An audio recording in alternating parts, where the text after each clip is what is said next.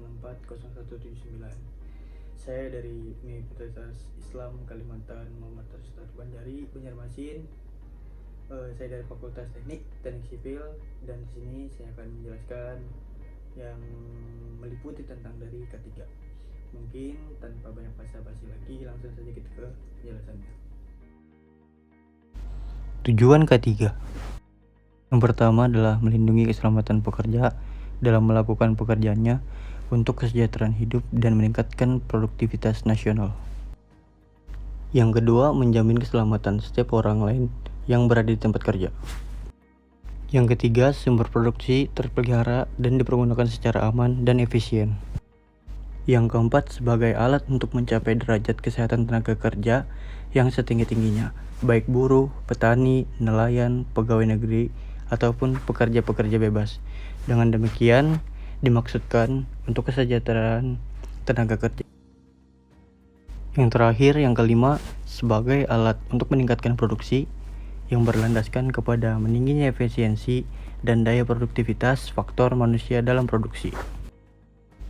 Ruang lingkup K3.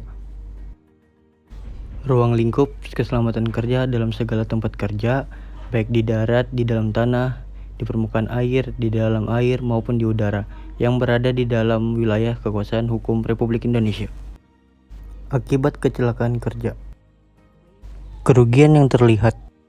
Yang pertama, korban jiwa. Yang kedua, korban luka. Dan yang ketiga, biaya pengobatan. Dan terakhir, yang keempat, kerusakan properti. Kerugian yang terlihat. Yang pertama adalah biaya melatih karyawan baru. Yang kedua, turunnya nilai investasi. Yang ketiga, proses produksi terhenti.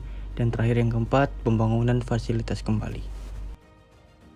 Prinsip dasarnya pencegahan kecelakaan kerja, yaitu ada accident prevention, infection system, safety management process, departemen HSE, job safety analysis, HIRAT maupun HIRADC. Adapun dasar hukum dari K3, yang pertama Undang-Undang Nomor 1 Tahun 1970 tentang Keselamatan Kerja dan Undang-Undang Nomor 13 Tahun 2003 tentang Ketenaga Kerjaan. Kesimpulan, keselamatan kerja merupakan salah satu aspek perlindungan tenaga kerja dengan cara penerapan teknologi pengendalian segala aspek yang berpotensi membahayakan para pekerja. Pengendalian juga ditunjukkan kepada sumber yang berpotensi menimbulkan penyakit akibat dari jenis pekerjaan tersebut, pencegahan kecelakaan, dan penyelesaian peralatan kerja atau mesin, instrumen, dan sekelilingnya.